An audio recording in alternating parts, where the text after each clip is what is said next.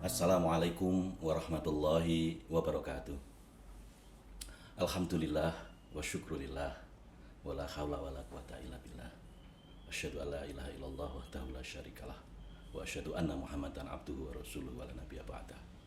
Allahumma sholli wa sallim wa barik ala Rasulillah wa ala alihi wa sahbihi wa mawala. Amma ba'du. Saudara-saudaraku seiman dan seislam, ada banyak cerita yang sering muncul di dalam medsos kita. Satu cerita yang seringkali, barangkali sudah saudara-saudara terima adalah cerita tentang seorang bisnismen, seorang yang sukses dalam bisnis, yang dia selalu menginfakkan sepertiga dari omset bisnisnya. Ini menimbulkan banyak keheranan bagi banyak pihak, yang kemudian dia ditanya oleh seorang wartawan, kenapa dia menginfakkan demikian banyak hartanya. Jawabannya membuat kita terhenyak. Karena apa? Pertanyaan itu disusul dengan pertanyaan wartawan, apakah Bapak tidak mencintai harta Bapak karena demikian banyak yang Bapak berikan dalam bentuk infak, baik infak wajib maupun infak sunnah? Jawabannya sungguh luar biasa. Beliau mengatakan bahwa justru karena saya mencintai harta saya, maka saya infakkan harta saya ini dalam berbagai bentuk. Ini menimbulkan pertanyaan bagi wartawan. Maka bapak tersebut lalu melanjutkan, karena saya cinta pada harta saya, maka saya ingin harta saya itu menemani saya bahkan ketika saya nanti sudah meninggal. Mungkin jawaban itu agak dipandang berbagai orang mungkin agak terlalu filosofis. Tapi sebetulnya bapak tersebut sedang menerapkan apa yang dia milikinya, pengetahuan yang dimilikinya sebagai seorang bisnismen. Ya. Kenapa? Karena bapak tersebut adalah seorang yang dikenal sukses di dalam investasinya. Maka dia terapkan konsep investasi itu di dalam pengelolaan hartanya. Ya. Dan pelajaran yang diambil dari sini adalah ada dua hal. Yang pertama, bahwa bapak tersebut berpandangan bahwa investasi yang diberikan dalam bentuk infak, apapun bentuknya termasuk wakaf, adalah investasi yang tidak pernah rugi. Investasi dalam pengertian umum, dalam pengertian manajemen keuangan umum adalah reduce consumption to get future return. Mengurangi konsumsi sekarang untuk mendapatkan return di kemudian hari. Tetapi bapak ini mencoba mengartikan lebih luas. Karena apa? Investasi di dalam agama, investasi dengan sedekah, itu cakupannya, future-nya tidak sekedar future di dunia. Future-nya adalah sampai ke akhirat, bahkan sampai ketika dia meninggal. Maka sungguh tepatlah kalau bapak tadi mengatakan, karena saya cinta harta saya ingin return dari investasi saya itu berkembang jauh lebih besar bahkan ketika saya nanti meninggal. Beliau menerapkan satu prinsip investasi di situ. Selanjutnya, kita tahu bahwa apa? Kenapa kok bisa seperti itu? Bukankah Allah juga sudah berfirman dalam surat As-Saff ayat 10? Ya ayyuhalladzina amanu hal adulkum ala tijaratin tunjikum min adzabin alim. Wahai orang-orang yang beriman, maukah kalian aku tunjukkan sebuah perniagaan yang tidak pernah rugi? Potongan ayat di awal ayat tadi, potongan ayat di awal tadi menunjukkan bahwa apa? Investasi di jalan Allah tidak pernah akan rugi. Yaitu apa? Tunjikum min adzabin alim, yang akan menghindarkan kalian. Kalau di situ azab yang pedih, ini mungkin bisa diartikan sebagai sesuatu kerugian yang luar biasa. Maka apa? Prinsip investasi di Islam yang seperti ini, Allah menggunakan perniagaan itu investasi. Tetapi perbedaan investasi di dalam Islam dengan investasi yang dilakukan orang-orang di dunia barat adalah cakupan waktunya. Investasi di barat hanya bisa dinikmati ketika dia masih hidup, for lifetime. Future return-nya itu hanya dinikmati pada masa dia hidup. Tetapi ketika kita bicara tentang investasi di dalam Islam, maka dikatakan di sana tunjikum min adzabin alim, dan itu lebih banyak nanti ada di akhirat. Maka cakupan waktunya jauh lebih panjang daripada yang diperoleh returnnya ketika kita investasi menggunakan konsep dunia. Ada perbedaan lain, saudara-saudaraku. Investasi menurut Barat, kalau tadi cakupan waktunya pendek, hanya selama di dunia. Sementara investasi menurut Islam, itu panjang bahkan sampai kehidupan sesudah mati. Namun ada perbedaan yang barangkali juga sangat penting, di mana ada perbedaan investasi menurut Islam dan investasi menurut Barat. Investasi menurut Islam, itu konsepnya adalah tidak pernah akan rugi. Lihatlah statement Allah, tidak pernah akan rugi. Tunjikum min adzabin alim. Sementara investasi Barat itu masih ada kemungkinan rugi.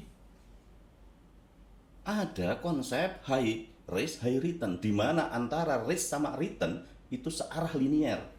Kalau kita menginginkan return yang tinggi, kita harus menempuh risk yang tinggi pula. Kalau kita tidak ingin menempuh risk, maka jangan berharap return itu juga tinggi. Itu adalah konsep investasi Barat. Di Islam nggak kayak gitu.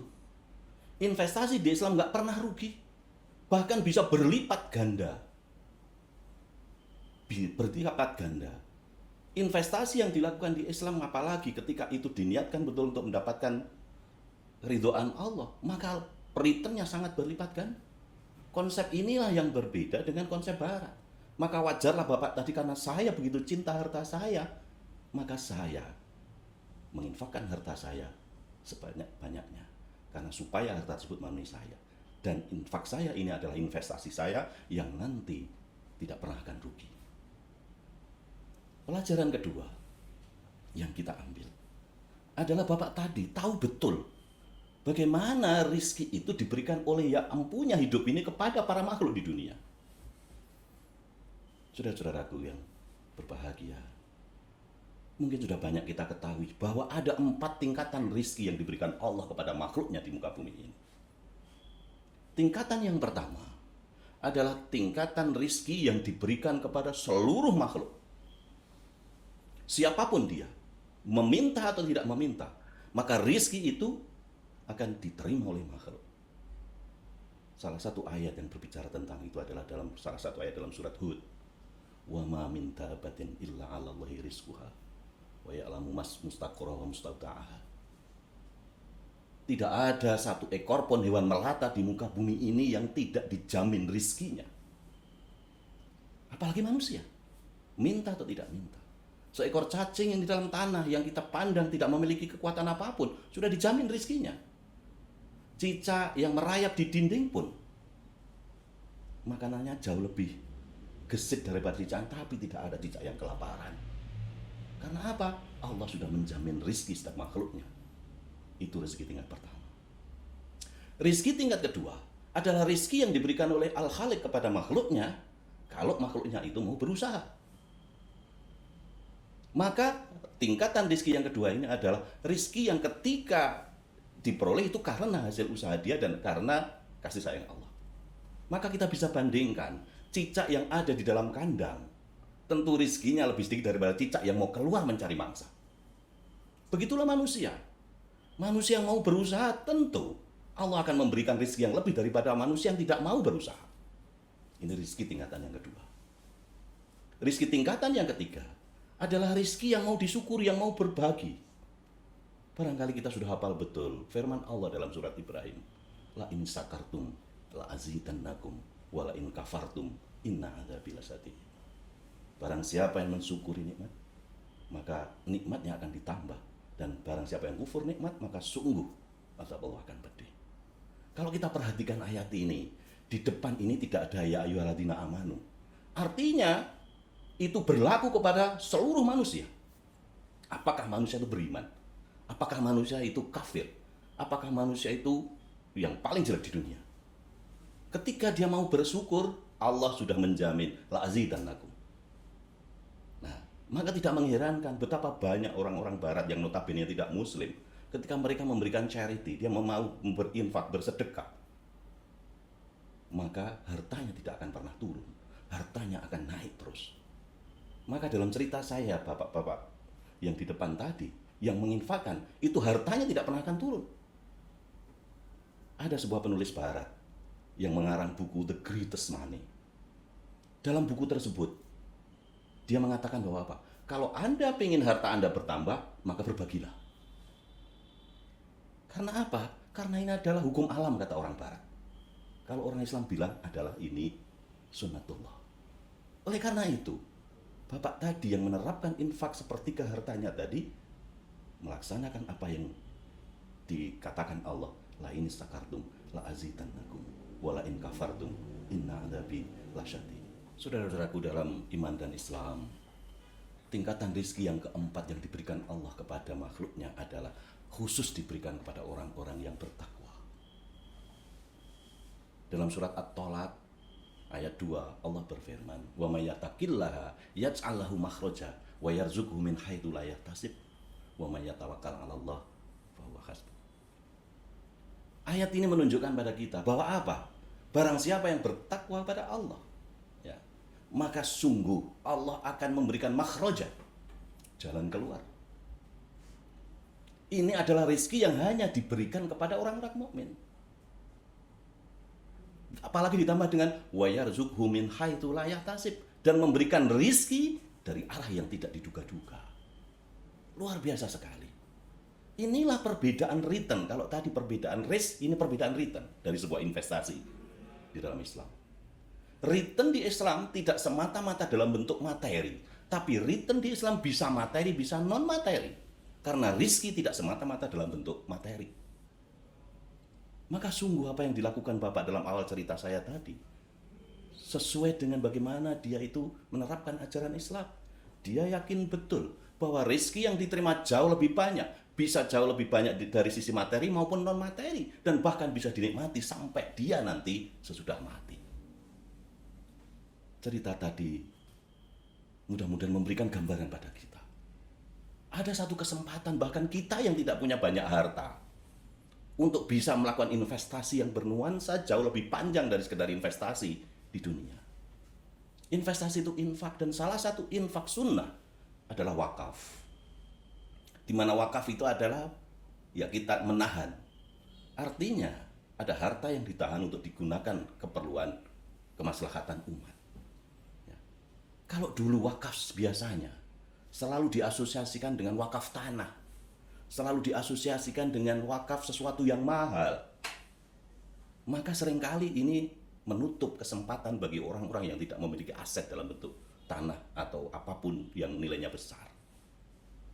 Tapi sekarang, siapapun juga, meskipun asetnya kecil, meskipun nggak punya tanah, tapi memiliki harta uang yang sedikit, maka sungguh ini bisa kita gunakan investasi. Apa itu investasinya? Investasi dalam bentuk uang. Ada sebuah lembaga yang mengelola wakaf uang, dan itu membuka kesempatan kepada siapa saja yang tidak memiliki aset-aset tanah dan aset-aset yang bernilai mahal, cukup dengan uang. Tapi uang itu adalah sebuah investasi yang tidak pernah akan rugi, yang kembalinya akan jauh lebih banyak, yang bisa kita nikmati ketika kita hidup di dunia maupun di akhirat.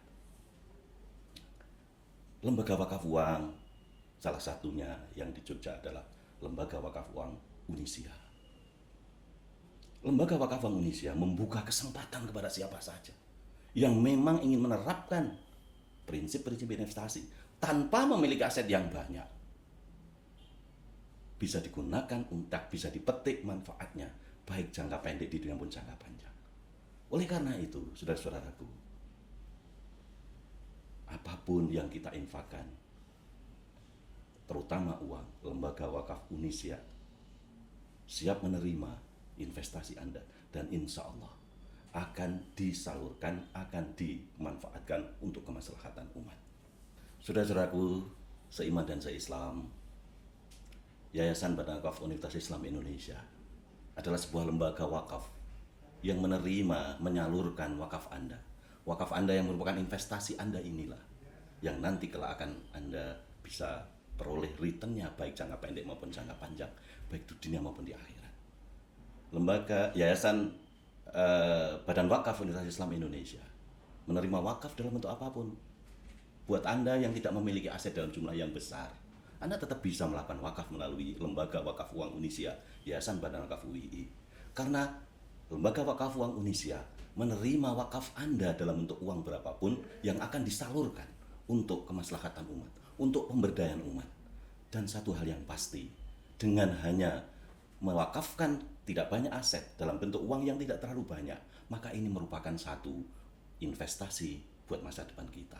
Karena siapapun yang tidak pernah punya investasi, maka tidak pernah punya masa depan. Oleh karena itu, marilah kita berbondong-bondong membuat investasi kita, meskipun dengan sedikit uang, melalui Lembaga Wakaf Uang Unisya Yayasan Badan Wakaf UII. Terima kasih. Billahi taufik wal hidayah. Wassalamualaikum warahmatullahi wabarakatuh.